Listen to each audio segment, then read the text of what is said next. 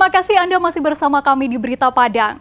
Bagi Anda yang baru saja bergabung, kami hadirkan kembali 3 berita utama pada pagi hari ini.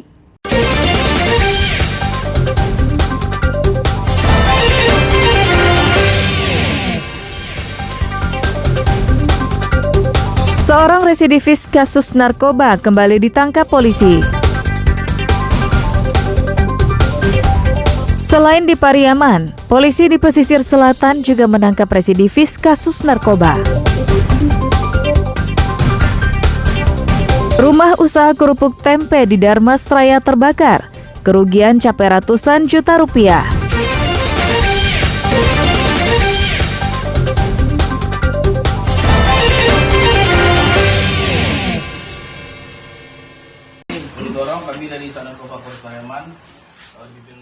Baru beberapa bulan keluar dari penjara, Samsuardi alias Rudi kembali berurusan dengan polisi. Petugas Satres Narkoba Polres Pariaman yang telah mengetahui sepak terjangnya dalam peredaran sabu-sabu menyergapnya di Korong Pasabalai, Nagari Limau Purui, Kecamatan Lima Koto Timur, Padang Pariaman, Sabtu pekan silam. Meski berkilah, namun polisi tak mau percaya begitu saja. Saat rumah kontrakannya digeledah, polisi menemukan barang bukti 1 paket sabu-sabu ukuran sedang, timbangan digital, alat untuk mengonsumsi sabu-sabu, korek api, dan uang tunai Rp485.000. Selain sebagai pengedar, tersangka mengonsumsi sabu-sabu. Tersangka beserta barang bukti dibawa ke Mapores Pariaman untuk diperiksa lebih lanjut. Hasil pemeriksaan terungkap, dia kembali menjadi pengedar sabu-sabu karena tak mempunyai pekerjaan, alias menganggur, usai keluar dari lapas Pariaman beberapa bulan lalu. Yang membuat dia mulai lagi kegiatan jual beli narkotika sebagai pengedar, dia tergiur dengan keuntungan yang dia dapat. Karena hal ini sangat mudah untuk mencari keuntungan, karena dia tidak mempunyai pekerjaan tetap untuk membiayai kehidupannya. Jadi tergiur dan praktis untuk dijadikan mata pencariannya. Tertangkapnya residivis dalam kasus yang sama menjadi pertanda jika pembinaan yang dilakukan lembaga pemasyarakatan tak berjalan optimal. Tak hanya itu, bekal keterampilan yang diberikan saat Rudi menjadi penghuni lembaga pemasyarakatan juga tak berhasil dipraktekannya. Eki Rafki melaporkan dari Pariaman. Dari mana, Pe? Dari mana, Pe? Siapa mau boy? Window. Menangkap pengedar dan pengguna narkotika tidak semudah yang dibayangkan banyak orang. Polisi di pesisir selatan harus menyamar sebagai pembeli untuk menangkap pengedar narkotika itu.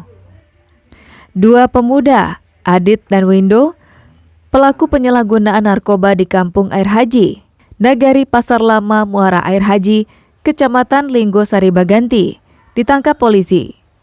Penangkapan ini diawali dari informasi yang diterima polisi bahwa kerap terjadi transaksi jual beli narkoba di kampung itu.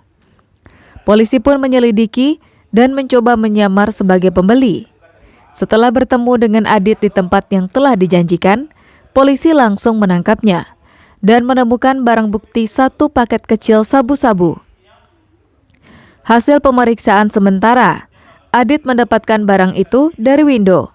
Berbekal informasi itu, polisi langsung menuju tempat Windo yang berada di kampung yang sama. Sesampainya di lokasi, polisi melihat Windo duduk bersama temannya di teras rumah. Melihat kedatangan polisi, mereka lari dan membuang narkoba ke jalan. Setelah upaya pengejaran, polisi berhasil menangkap Windo dan membawanya ke Mapores Pesisir Selatan. Dari tangan kedua pelaku, diamankan 2 paket kecil sabu-sabu, sebuah telepon genggam, uang tunai Rp250.000, dan sebuah sepeda motor yang digunakan untuk bertransaksi narkoba. Salah seorang tersangka yang bernama Windo sebelumnya juga pernah dipenjara karena kasus yang sama dan baru bebas pada bulan Januari tahun 2023 lalu. Tersangka Windo ini sudah pernah terlibat penyalahgunaan narkotika, tepatnya tahun 2001, dan yang bersangkutan sudah keluar pada tahun 2023 kemarin, sudah sekitar setahun yang lalu. Kemudian sekarang dia melakukan lagi dengan kasus yang sama, mengedarkan narkotika jenis sabu-sabu. Tertangkapnya residivis atas kasus yang sama menjadi indikator jika pembinaan yang dilakukan lembaga pemasyarakatan tak berjalan sesuai dengan harapan. Banta Fauzan melaporkan dari pesisir selatan.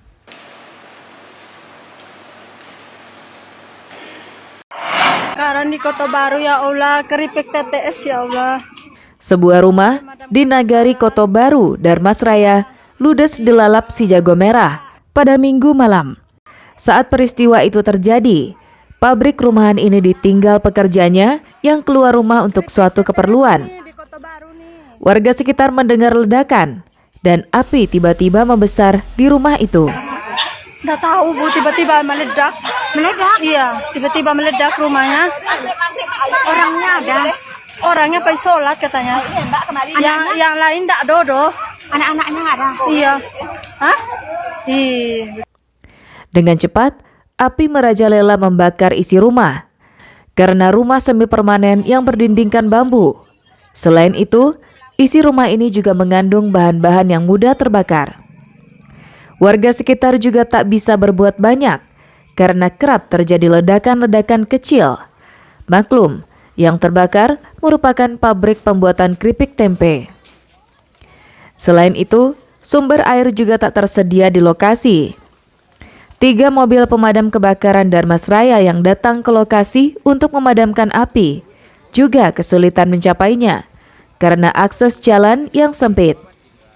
Proses pemadaman juga berlangsung lama karena petugas harus bolak-balik untuk mengambil air. Kebakaran diduga akibat tabung gas yang meledak. Api dapat dipadamkan setelah setengah jam kemudian. Tuan rumah ini, Pak Damelis ini usaha kerupuk Setia ini Satria. Habis satu rumah dengan usahanya keripik. Ya, taksiran ini kami perkirakan anggaran 200 jutaan. Ini penyebab dan kronologis itu adalah kompor gas meledak, meleleh dan membakar dinding yang terbuat dari bambu, palu buah, membesar. Tidak ada korban jiwa dalam peristiwa kebakaran tersebut, namun kerugian capai ratusan juta rupiah. Eko Pangestu melaporkan dari Darmasraya.